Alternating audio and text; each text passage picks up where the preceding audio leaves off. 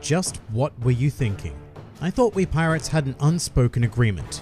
Don't cause us any trouble. And who ever heard of a pirate helping people anyway? If I see you in the new world, then I'm going to crush you. Hello and welcome to One Piece 101, the series that breaks down everyone and everything in the One Piece world. Today we are going to be looking into quite possibly the most mysterious and intriguing member of the worst generation, Jewelry Bonney.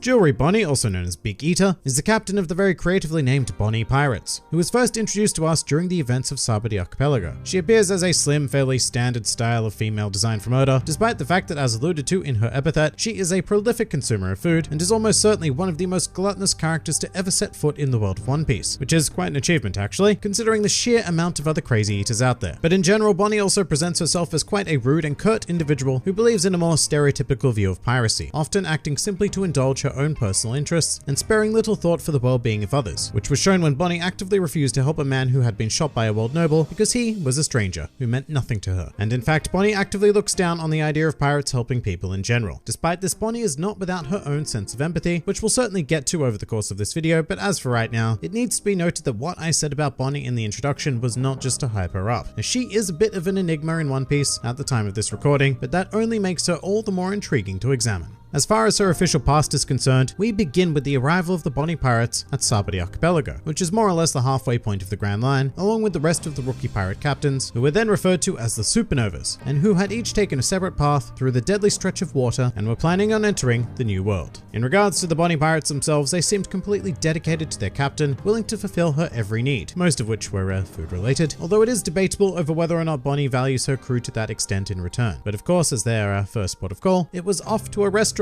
where Bonney encountered fellow supernova Capone Gang Beige, who was quite possibly the exact opposite of Bonney, preferring to follow the strict code of fine dining and appropriate table manners. In fact, Bonney's gluttonous rampage disgusted Beige so much that he was on the verge of ordering his crew to quote-unquote shut her up, until it was pointed out to him that starting a quarrel so close to Navy headquarters may not be the best of ideas. But after indulging her gluttonous needs, Bonney was then caught up in a horrendous situation with another supernova, Roronoa Zoro, who was on the verge of attacking a world noble, an action that would have resulted in the summoning of a marine admiral and likely the capture of every prominent pirate on the island, including herself. So with a mind for self-preservation, Bonney then salvaged the situation by invoking her powers, turning herself into the form of a young girl and pretending to cry over her older brother Zoro, who she claimed had been shot. And while we're here, this is a great time to highlight Bonney's abilities, which have to do with age manipulation. And being One Piece, it is assumed that these abilities are the result of an as of yet unnamed devil fruit. However, thus far the series and its extended materials have avoided all possible avenues of confirming this. For example, in her entry for the One Piece Vivia Card databook, her powers are mentioned, but they are not specifically attributed to a devil fruit. Whereas with the other members of the worst generation, a devil fruit is specifically mentioned even if that fruit has not currently been named. So that's one of the many Bonney curiosities we encounter, and there's a lot more to come. But for now, she exhibits the ability to both age herself and others, and in both directions as well. So seemingly at her whim, she can revert someone to a child or advance them to the status of geriatric. Currently, there are no known restrictions for the use of the power or limitations of the aging itself. For example, could she age someone to the point where they die, or even de-age someone to the point of non-existence? All of these questions and more exist. Although the most interesting idea that comes from this power is that as a result, you cannot take Bonney's established form at face value, because it's entirely possible that she could be significantly younger or older than she casually portrays herself as being. Whatever the case, Bonney's actions in halting Zoro would not stop his captain Monkey D. Luffy from socking a world noble in the face, thus forcing Bonney to face the possibility of encountering a marine admiral. However, using her abilities, Bonney was able to successfully escape the onslaught of marines brought to Sabaody, although she did either remain or return to the archipelago in order to watch the events of the Paramount War. And during this time, Bonney demonstrated some, up until this point, uncharacteristic emotion, being moved to tears by the events of the Whitebeard pirates facing off against the Marines. And given that Bonney has no demonstrable love for the world government, it can be assumed that she does have a direct connection to either Whitebeard or a member of his crew, such as Ace. However, this is all pure speculation at the time of this recording. Later, the Bonney Pirates set sail to the outskirts of Marineford to view the final stages of the war, along with many of the other supernovas. And after the war had concluded, Bonney was furious, declaring that this was all the fault of a certain man and that they were setting sail for the New World to confront him immediately.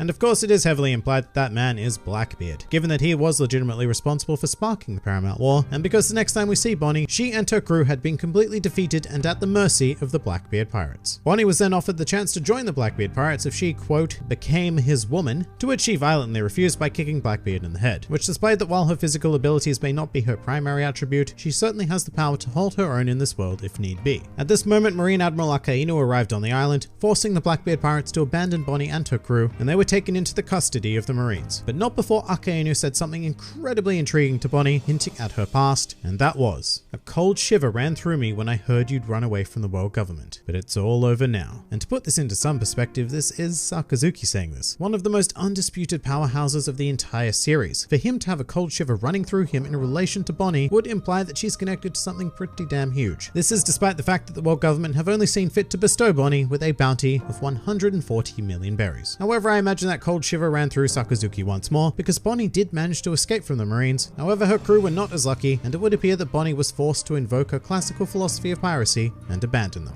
From here, Bonney would not be seen again until the events of the Dressrosa saga, reading about the newly formed pirate alliances between her fellow supernovas, now referred to as the Worst Generation. She was then seen once again reacting to the news of Doflamingo's defeat by the hands of Monkey D. Luffy and Trafalgar Law, going on to comment that she was quite proud to be considered one of their contemporaries. And it is at this point in the video that we need to do the old spoiler warning. This warning is for those of you who have not yet completed the Reverie arc in the anime or the manga. I can't stress this enough, these spoilers are not insignificant, so if you don't want to be bombarded with them, then please do skip to this time in the video. However, for everyone else, let us continue.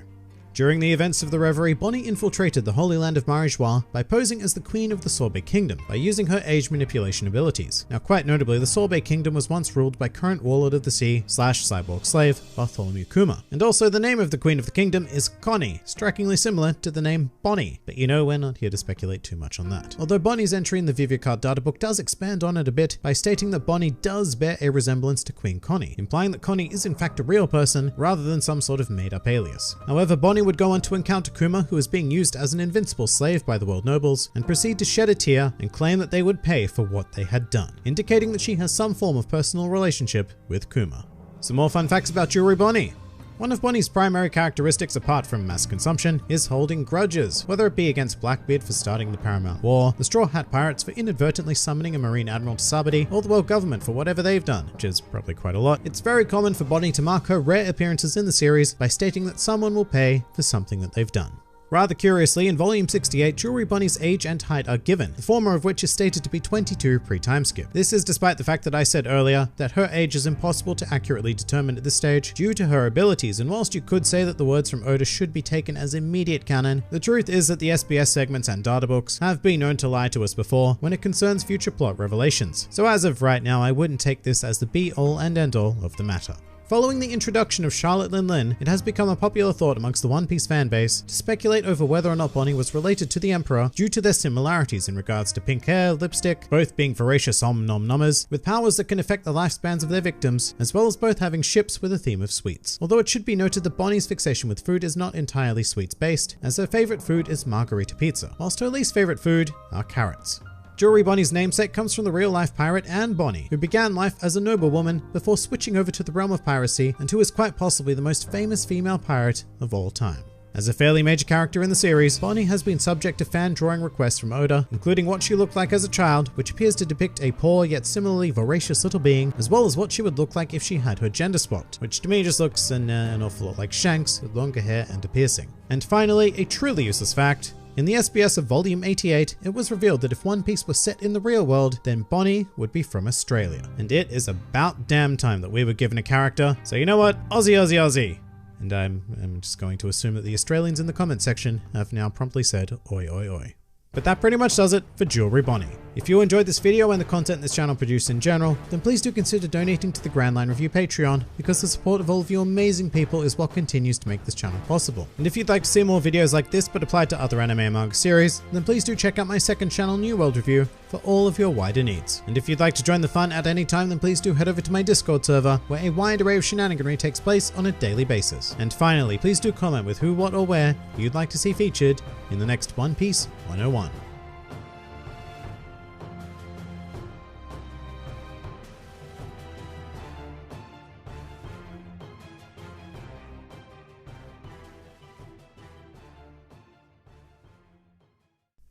And just in case you were curious about where some of the other Worst Generation members would be from if One Piece was set in the real world, well, Basil Hawkins would be from Egypt, Arouge would be from India, and Eustace Kid would be from Scotland, which you can tell by his red hair, outwardly violent and bloodthirsty nature, as well as his general demeanor of being a miserable bastard.